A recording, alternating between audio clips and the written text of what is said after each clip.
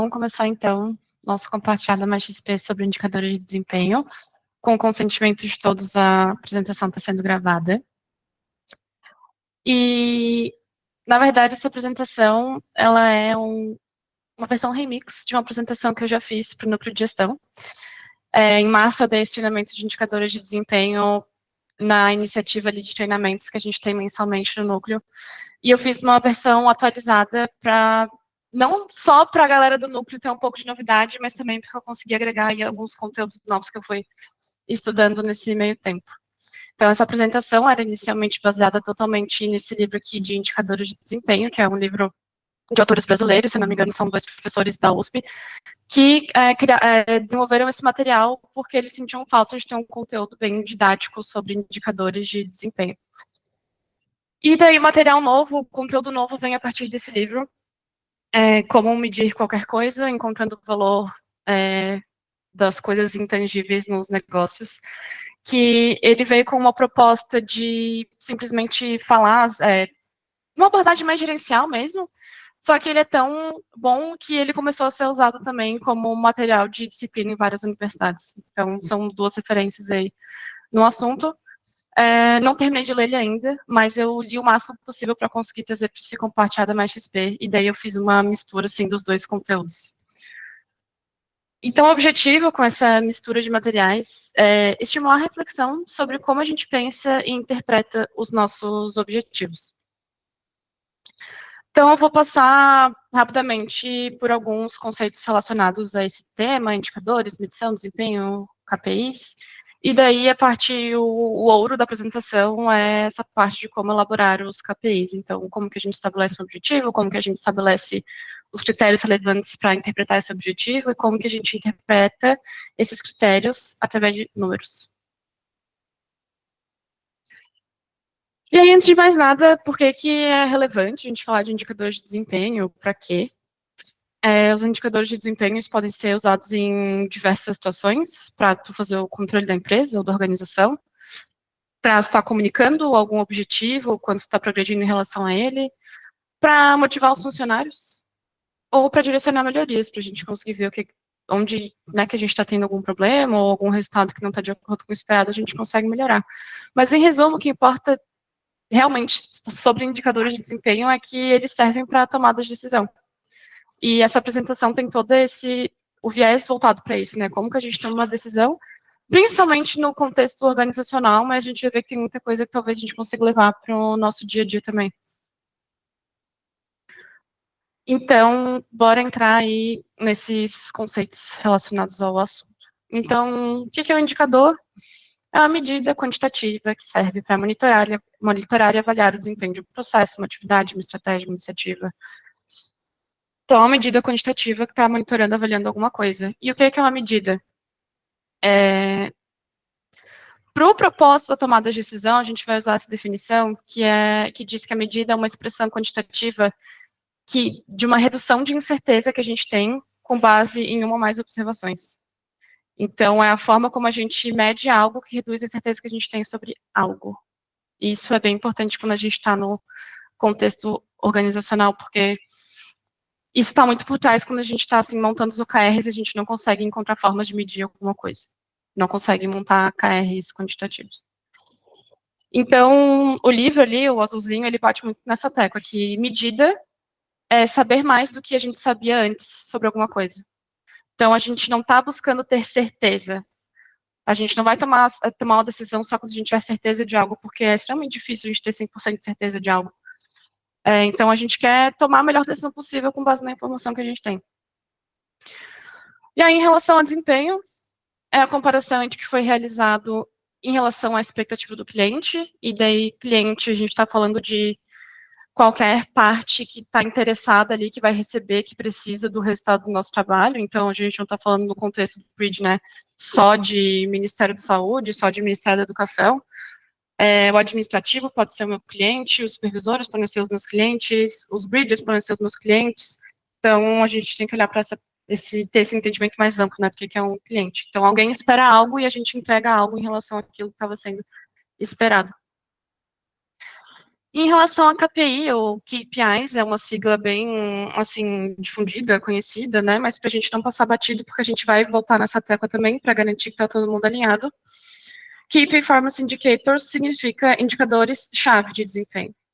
Então, eu tenho um indicador de desempenho que mostra que algo relevante para mim está acontecendo ou não, e o indicador-chave de desempenho são aqueles indicadores que mais importam para mim, estão mais relacionados com o meu objetivo.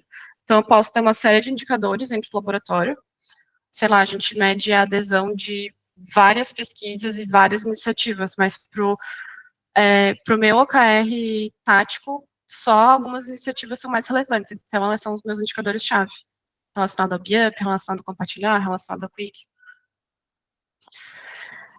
E aí vem uma frase bem famosa, assim, no meio gerencial também. Se você não pode medi-lo, você não pode controlá-lo. Tem várias equivalências dessa frase também, que o pessoal já nem sabe mais quem que falou. Alguns atribuem a Peter Drucker ou a Edward Deming, que são dois nomes muito grandes da área de gestão, mas, enfim, a ideia que tem que ficar é que a gente só vai controlar algo ou agir em busca de um resultado que a gente espera se a gente está medindo aquilo ali para ver se de fato a gente está tendo algum resultado e se esse resultado está levando a gente para onde a gente quer ir. Então a gente tem que medir as coisas para a gente tomar a decisão, saber onde que a gente vai agir. E aí que vem a parte legal, como que a gente elabora esses KPIs ou qualquer indicador que seja. Isso aqui que eu vou mostrar não é só sobre os indicadores-chave, qualquer tipo de indicador. Então, para elaborar indicadores ou indicadores-chave, a gente tem que começar estabelecendo um objetivo. É aquela velha ideia de que a gente tem que começar sempre pelo porquê. Quem não conhece essa frase vem de um conteúdo chamado Comece pelo Porquê, do Simon Sinek, que é um conteúdo muito massa, que acho que se aplica a muita coisa. Assim. Então, tudo que a gente fizer na vida, a gente tem que começar do porquê que a gente está fazendo isso. Por que a gente está discutindo esse assunto? Por que a gente está pensando em ter esse plano de ação? De onde está vindo essa ideia? Aí, quando a gente sabe qual é o nosso objetivo, é importante que a gente interprete esse objetivo, porque principalmente quando a gente está falando do contexto gerencial, esses objetivos podem ser muito espalhafatosos, com as firulinhas, com as palavras de impacto. Então, é importante que todo mundo tenha a mesma interpretação do que está sendo colocado ali. Às vezes, o método incentiva isso, né? Tipo, o OKR incentiva que os objetivos sejam inspiracionais. Só que, mesmo assim, a gente precisa continuar tendo o mesmo entendimento sobre o que aquele objetivo quer dizer. E aí, a partir desse entendimento do que, de fato, o objetivo significa, a gente precisa interpretar ele de forma quantitativa, transformar isso em números. Quando a gente pensa em OKR, seria a gente identificar os nossos KRs quantitativos, os nossos KRs de valor. Aí, só um reforço, né? A gente nunca começa pelo indicador, a gente sempre começa pelo objetivo, sempre a gente tem que ter claro por que a gente está fazendo as coisas. E aí, como que a gente estabelece o objetivo? No dia a dia, a gente pode identificar ele de diversas formas, e isso vai variar também do próprio nível de maturidade de gestão da organização. Então, a gente pode identificar um objetivo a partir do desdobramento dos objetivos estratégicos, que é o que todo mundo pode fazer no laboratório, porque a gente tem um plano estratégico bem definido e bem transparente para todo mundo. A gente pode identificar objetivos também através da expectativa de clientes internos ou externos. Então, alguém pode deixar claro para ti que estava esperando que alguma coisa acontecesse, aí tu descobre, pô, esse era o objetivo da pessoa, esse era o nosso objetivo. Através de imposições derivadas de normas e leis, então a gente pode receber ter alguma imposição que obriga a gente a implementar algum tipo de método, enfim, que a gente é obrigado a seguir. Ou através de cobranças em reuniões, que daí eu acho que é o nível mais cru, assim, do negócio, que tu vai estar ali convivendo com o teu cliente, interno ou externo, e ele vai estar demonstrando para ti numa reunião, fazendo cobranças que vão indicar para ti o que é importante para aquela pessoa. E é importante a gente ter em mente também que o número de objetivos deve ser o menor possível, porque um gestor precisa se concentrar os esforços nas ações de gestão e não em dedicar esforços para conseguir segurar 1000 pratos no ar ao mesmo tempo. Quando a gente fala gestora, qualquer pessoa que esteja gerindo ali um plano, um objetivo que a gente quer atingir através de um plano. Então, a gente pode estar falando, inclusive, das equipes ágeis que têm seus OKRs também. E aí vem aquilo que eu já tinha comentado, né? No processo de elaboração de objetivos, é comum que os analistas ou que os gestores utilizem palavras de impacto. Então, vem umas frases como: meu objetivo é promover uma administração flexível e integrada, ou ser referência internacional em pesquisa tecnológica. Cara, que lindo! Mas o que é uma administração flexível e integrada? Ou o que é ser uma referência internacional? E aí a gente precisa interpretar isso, né? O título aqui está errado, ignorem, não estamos no passo do exemplo. Então, todos os envolvidos no processo para atingir o objetivo devem entender da mesma forma o significado das expressões utilizadas. Então, quando a gente fala ser o local de trabalho dos sonhos, nosso objetivo 1 dos OKR estratégicos, o que será que isso quer dizer? Então, a gente vai ter que partir para um método de interpretação desses objetivos. E daí, o primeiro livro ali, o dos professores brasileiros, eles trazem esse método de critérios relevantes de interpretação, CRI. E aí, um ponto que eles batem na tecla também é que a gente tem que ter sempre em mente todo mundo ganha quando a gente simplifica as coisas. Quando a gente complexifica demais, isso pode acabar sendo uma arma que se usa quando a gente espera que algo não seja de fato implementado ou feito ou aderido, porque ninguém vai entender nada do que significa. Então, se a gente quer ter sucesso, a gente quer ter adesão, a gente quer disseminar uma ideia, quer ter engajamento, a gente tem que simplificar ao máximo as nossas ideias. E aí, como que a gente estabelece esses critérios relevantes de interpretação? Como que a gente traduz o significado dos nossos objetivos? Então, ser o local de trabalho dos sonhos é ter uma geladeira de todinho na Copa, ter 2 BGDs no ano, ter colaboradores satisfeitos, ter qualidade nos métodos e resultados do trabalho. Qual será que é a resposta certa? Apesar da brincadeira, a gente tem esse tipo de discussão no momento do planejamento estratégico. Tá, a gente quer ser local de trabalho dos sonhos, mas em quais pontos especificamente? Galera que quiser a geladeira de todinho, a gente pode começar aí uma iniciativa de... Ai, gente, esqueci a palavra que a gente fez pro Nintendo. Fazer uma vaquinha. A gente pode fazer a vaquinha pra geladeira de todinho, fazer uma rifa. Então, é uma pegadinha, porque tem duas alternativas certas. Então, quando a gente fala de ser local de trabalho dos sonhos, a gente está falando sobre ter colaboradores satisfeitos e ter qualidade nos métodos e resultados do nosso trabalho.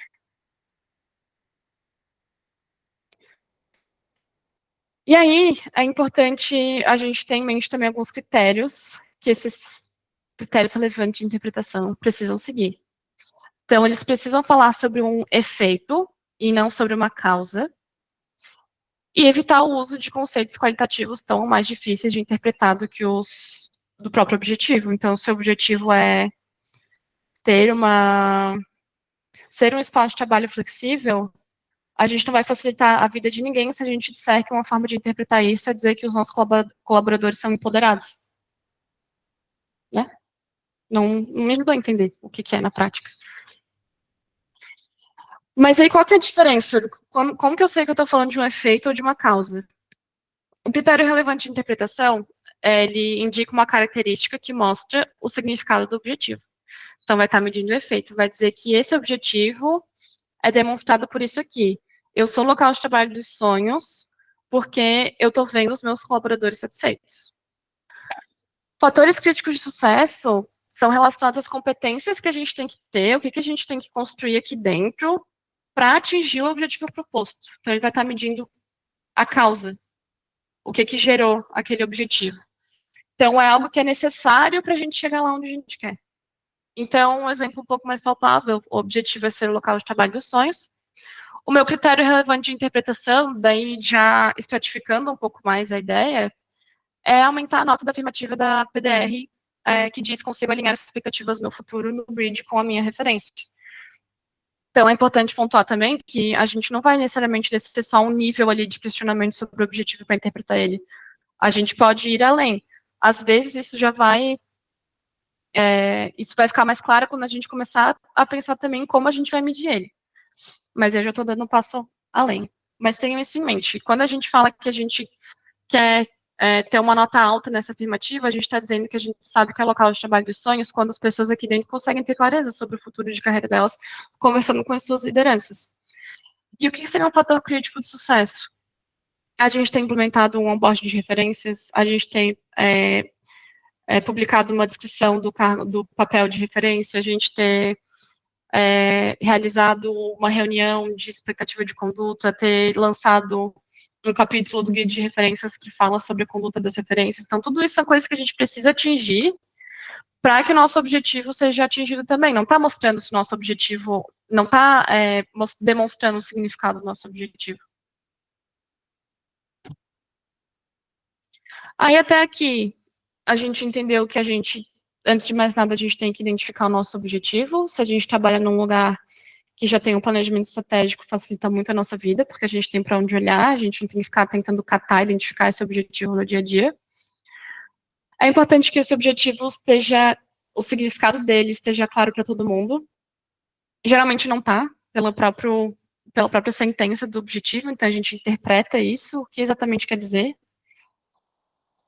Mas a partir disso, como que eu chego de fato nos indicadores? E aí a gente vai para o passo 3, interpretar os critérios relevantes com números. Então, como que eu mensuro ser o local de trabalho dos sonhos? Então, a ideia central aqui, principalmente quando a gente está tendo dificuldade de criar um KR, identificar um KR que pode ser usado para um objetivo, é a gente ter essa ideia de que se o objetivo importa, é porque, de alguma forma, a gente está detectando alguma diferença no ambiente em relação a quando a gente tem ou não, quando a gente é ou não é o local de trabalho dos sonhos. Então, o que eu estou percebendo no laboratório que que indica para mim que a gente precisa ter esse objetivo. Então, de forma bem simplória, a diferença que a gente percebe é a satisfação. Então, a gente consegue perceber a satisfação de várias formas, né? Mas essa é a pergunta-chave que a gente tem que ter em mente. O que muda no ambiente quando a gente tem ou não autossatisfação? Continuando nessa lógica, se algo é detectável, se a gente percebe algo no ambiente, isso é detectável em alguma quantidade. E se algo é detectável em alguma quantidade, a gente pode medir. Não é tão simples, mas chegar nessa conclusão já facilita muito o caminho para desanuviar as ideias das equipes quando a gente está batendo a cabeça para tentar identificar um KR ou uma forma de medir alguma coisa. Então, se a gente falar, meu objetivo é aumentar a qualidade do produto. Tá, então a qualidade do produto é importante, mas ela é importante por quê? O que que muda? Ah, se o produto tiver mais qualidade, a gente vai receber menos reclamação na loja do aplicativo, a gente vai ter menos ticket entrando no suporte. Então, o que que as pessoas estão percebendo no dia a dia que demonstram, né, essa qualidade tornam essa qualidade tangível do dia a dia. E aí, generalizando, né, quando a gente fala em medida, é intuitivo que a gente pensa em situações em que a gente consegue medir coisas inteiras, né, como, vou medir o comprimento de uma mesa para ver se ela cabe na minha sala, ou vou medir a quantidade de tickets resolvidos. Então, eu tenho a mesa inteira na minha frente, eu não vou ter que medir um pedaço da minha mesa para descobrir o quanto que ela mede, ou eu conheço a quantidade total de tickets resolvidos, eu não vou conhecer uma parte da quantidade de tickets resolvidos para tentar assumir quantos de fato foram fechados. Eu tenho tudo isso na minha mão. Só que, então, nesse caso, não tem uma população não vista, né? A gente não está lidando ali com amostras de mesa ou de tickets. Só que a maioria dos problemas difíceis de medir, quando a gente empaca, assim, e pensa, cara, como que eu meço isso? Como que eu traduzo isso para números? Como que eu acompanho isso de forma quantitativa? A gente geralmente está falando de situações que vão envolver inferências, porque a gente vai ter que deduzir, fazer uma dedução sobre algo que a gente não vê, a partir de algo que a gente não tá, a partir de algo que a gente consegue ver. Nosso dia a dia no Bridge, pelo menos a parte da gestão, né, a gente acaba precisando fazer isso em várias situações, porque a gente não vai conseguir coletar a opinião ou uma informação sobre 230 pessoas. A gente tem que pegar algumas amostras ali para conseguir fazer o nosso trabalho. E aí entram os métodos estatísticos. Só que é importante ter claro que a intenção aqui não é um curso de estatística, mas a gente tem em mente que dificilmente o que a gente for precisar fazer aqui, a gente vai estar reinventando a roda. E até uma crítica ali no livrinho azul, de que os gestores, eles geralmente tentam criar as coisas do zero e não pesquisam. Enquanto no meio acadêmico, dificilmente o pessoal parte do zero. Eles vão primeiro ver o que já existe de literatura sobre aquele conteúdo, né? Então, fica essa dica, né, para a gente no meio organizacional. Provavelmente a gente não está fazendo nada novo. Provavelmente alguém já fez pelo menos algo parecido com o que a gente precisa. Então, os métodos estatísticos, eles vão ser uma referência para guiar a gente. A gente não necessariamente vai estar aplicando os métodos estatísticos com rigor estatístico, porque talvez a gente nem precise, talvez porque a gente, para nossa situação, seja muito caro ou demande muito tempo a gente ter, de fato, um rigor estatístico para tomar nossa decisão. Aí aqui eu listei algumas inferências que podem ser feitas sobre coisas que a gente não vê a partir de coisas que a gente vê. Então, a gente pode ter uma medida a partir de uma amostra aleatória de uma população, que é uma inferência muito comum, né? Toda eleição, por exemplo, a gente está o tempo todo recebendo resultados de pesquisa feita com a amostra da população. A gente pode ter uma medida do tamanho de uma população quase desconhecida, então, quando a gente não sabe o tamanho da população, ou é difícil de contar essa população toda, a gente pode inferir algo sobre ela a partir de uma amostra também. A gente poderia, sei lá, ter, além dos códigos, tentar inferir quantos por cento dos jovens têm interesse na área de TI, mas não sabem como iniciar uma carreira nessa área. A gente pode ter uma medida para quando a gente tem várias variáveis se relacionando ali, gerando um impacto nesse nosso objeto, algumas até desconhecidas. Então, isso aqui acontece muito, e eu estou bem curiosa para terminar de ler o livro para entender como que eu posso usar essa inferência estatística sem o rigor estatístico. Vou dar um exemplo. Bom, o próprio exemplo que está no slide, né? A gente quer fazer melhorar as interações nas nossas redes sociais, no Instagram. Quero aumentar a quantidade de compartilhamentos dos nossos conteúdos. Tá, o que a gente vai fazer? A gente vai mudar o formato de conteúdo. Tá, mas tem muitas variáveis ali que podem fazer com que uma pessoa compartilhe ou não um conteúdo. Como é que eu vou saber que foi exatamente o que eu fiz que, de fato, resultou nessa diferença, né? A gente pode também ter uma medida para o risco de um evento raro, então, qual que é a probabilidade de acontecer um evento raro dentro de um determinado período de tempo. Então, se isso for relevante para a gente, né, a gente pode determinar o risco de não ter internet no laboratório durante a apresentação do Bridge Day desse ano. E espero que não aconteça. Seria bem ruim. E a gente também pode ter uma medida para inferir preferências e valores subjetivos. Então, a gente pode, num exemplo bem organizacional, né, olhar para essa perspectiva de que a gente pode medir o valor de algo a partir do quanto as pessoas estão pagando por aquilo, ou quanto do tempo delas elas estão investindo naquele determinado produto ou iniciativa, enfim.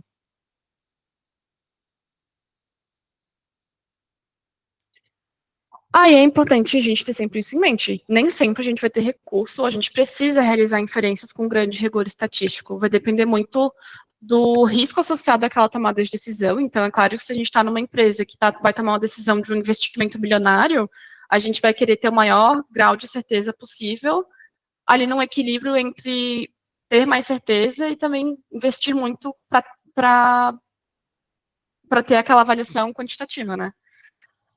Em algumas situações, pequenas amostras podem dizer algo para a gente que vão melhorar muito a nossas chances de tomar uma boa decisão. Lembrando sempre que uma medida é saber mais do que a gente sabia antes sobre alguma coisa. E aí, existe um método chamado de regra de 5. O que é isso? Vamos supor que eu quero que os bridges tenham mais integração no dia a dia. E eu preciso saber com quantas pessoas um bridger interage por semana. Então, por algum motivo, isso é importante para mim, e eu identifiquei que a melhor forma de saber sobre, ou que eu consigo saber sobre integração, é pela quantidade de pessoas com que o bridger interage na semana. Eu poderia aplicar um censo, então vai todo mundo responder um formulário, responder uma enquete, me dizendo com quantas pessoas interagiram na última semana. Isso consumiria muito tempo e muito esforço. Provavelmente não valeria a pena fazer uma pesquisa dessa. Imagina a gente ficar mandando vários lembretes, pedindo, pelo amor de Deus, vamos bater a nossa meta de não sei quantos por cento de adesão, para a gente poder ter um rigor estatístico nessa pesquisa. Então a gente poderia ir por esse caminho. Provavelmente não faria sentido, mas é uma opção. Só que em vez disso, eu simplesmente seleciono 5 bridges aleatórios e seleciono também uma semana aleatória para cada um. E eu pergunto para eles, com quantos bridges tu interagiu nessa semana aqui?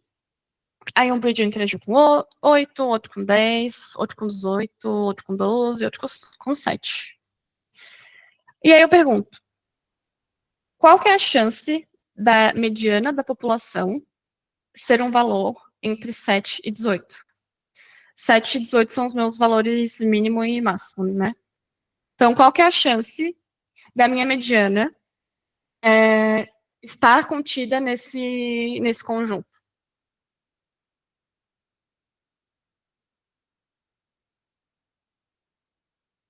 Vou deixar só vocês refletirem um pouco.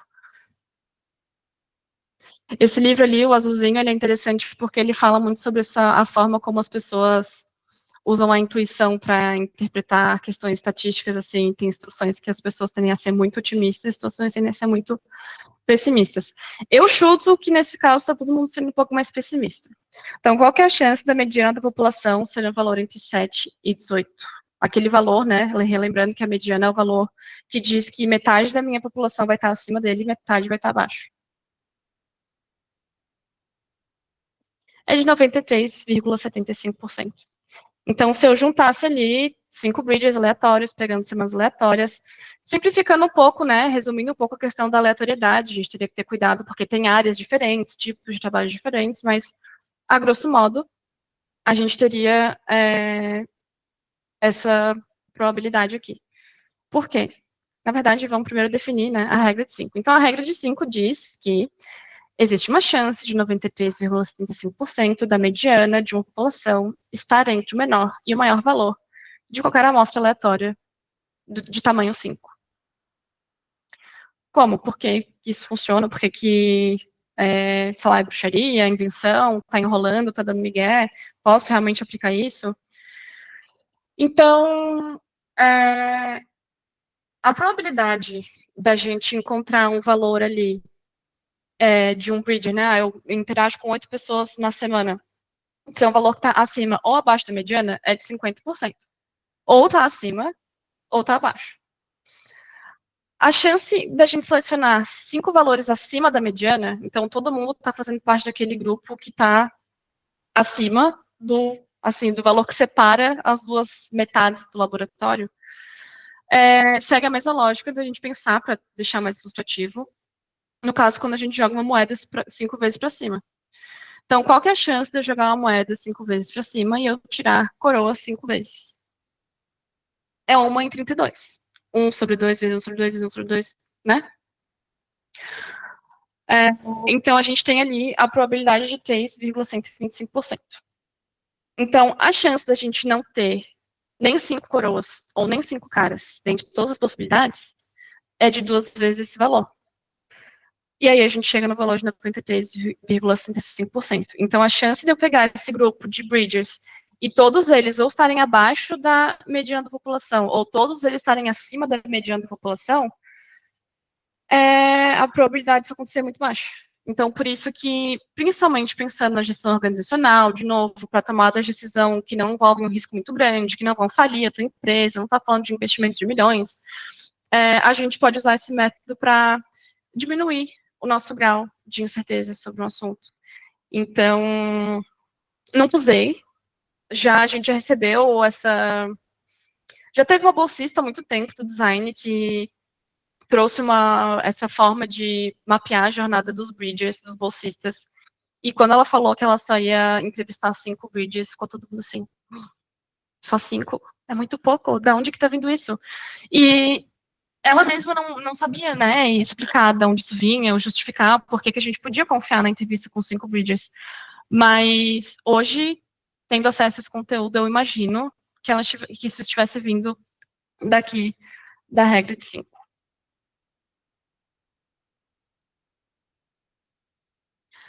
E aí, algumas considerações finais, então, para a gente rebobinar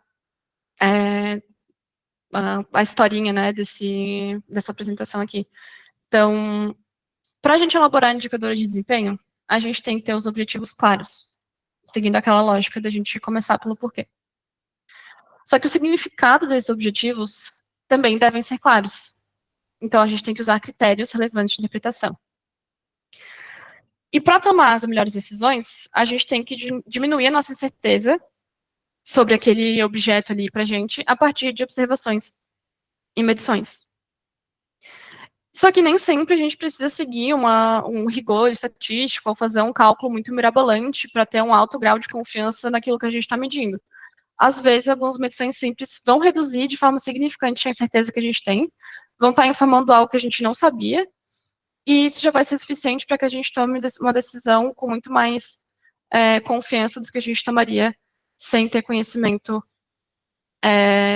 enfim, dessa medição, por mais simples que ela seja. É isso, gente. Eu não tinha ideia da duração do treinamento. Fiquei um pouco frustrada agora que durou só 34 minutos, 31, na verdade, né? Mas a minha expectativa é quando eu terminar o conteúdo do livro azulzinho, conseguir fazer mais paralelos com o laboratório e talvez dessa forma ajudar a promover essa maturidade do laboratório em relação ao uso de indicadores no dia a dia e facilitar a criação de KRs também. Espero que tenha feito sentido para vocês, tenha sido claro. E estou aberta a perguntas, comentários, estou à disposição de vocês. Já. Oi, Lu. Boa tarde, pessoal. Primeiramente, obrigado por esse compartilhar. Eu estava pensando aqui no que falar e parece que tu roubou as palavras da minha boca no teu último comentário. Eu ia falar que é muito legal ver a maturidade, né, a evolução do laboratório em relação a esses indicadores, né, em relação a como construir isso também, né. Eu tenho certeza que teria muito mais conteúdo, né, e daria para a gente se aprofundar muito mais. Mas eu acho que essa visão geral já mostrou para todo mundo como que a gente tem se preocupado e evoluído, né, nesse sentido. Então, quero te agradecer e espero que quando tu terminar o livro, tu tá fazendo, tu volte aqui para conversar mais e compartilhar mais com a gente. Mas obrigado por esse compartilhar.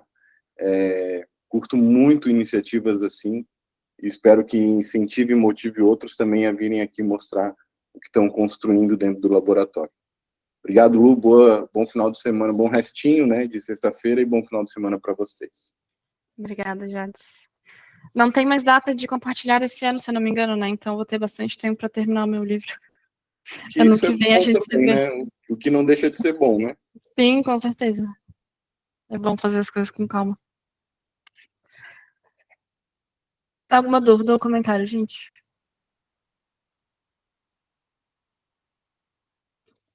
Então, agradeço a atenção de vocês e a adesão aí.